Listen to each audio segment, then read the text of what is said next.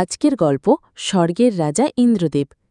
বাচ্চারা, আজকে আমি তোমাদের স্বর্গের রাজা ইন্দ্রদেবের গল্প শোনাব। ইন্দ্রদেব হচ্ছেন স্বর্গের রাজা। তিনি বজ্র, মেঘ, বৃষ্টি আর বিদ্যুতের দেবতা। যখন আকাশে মেঘ করে, বজ্র পড়ে আর বৃষ্টি নামে, তখন বুঝতে হবে ইন্দ্রদেব হয়তো রেগে গেছেন কিংবা আনন্দে বর্ষণ করছেন। তার বাহন হল এক বিশাল সাদা হাতি, নাম ঐরাবত বা এরাবত, যার ৬টি সুঁ বা মাথা আছে। ইন্দ্রদেব থাকেন এক সুবর্ণ প্রাসাদে স্বর্গলোকে তার রানী শচীদেবীর সঙ্গে। তার বন্ধুরা হলেন সূর্যদেব, অগ্নিদেব আর বায়ুদেব।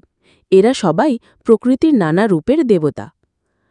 একদিন এক ঋষি নাম দুর্বাসা ঋষি এক অপূর্ব ফুলের মালা ইন্দ্রদেবকে উপহার দেন, কিন্তু ইন্দ্রদেব সেই মালা নিয়ে তেমন গুরুত্ব না দিয়ে তা ঐরাবতের গলায় ফেলে দেন। ঋষি খুব রেগে যান। তিনি বলেন, তুমি এত অহংকারী, আমি তোমাকে অভিশাপ দিচ্ছি, তুমি তোমার রাজত্ব হারাবে। এই অভিশাপে স্বর্গলোকে শুরু হয় অশান্তি। দেবতারা শক্তি হারিয়ে ফেলে আর অসুরেরা আক্রমণ শুরু করে। ইন্দ্রদেব তখন ভয় পেয়ে যান আর ছুটে যান ভগবান বিষ্ণুর কাছে সাহায্যের জন্য। ভগবান বিষ্ণু বলেন, শুধু একটাই উপায় আছে, সমুদ্র মন্থন।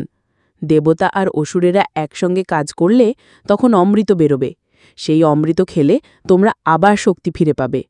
তারপর শুরু হয় বিশাল সমুদ্র মন্থন। একদিকে দেবতারা, অন্যদিকে অসুরেরা।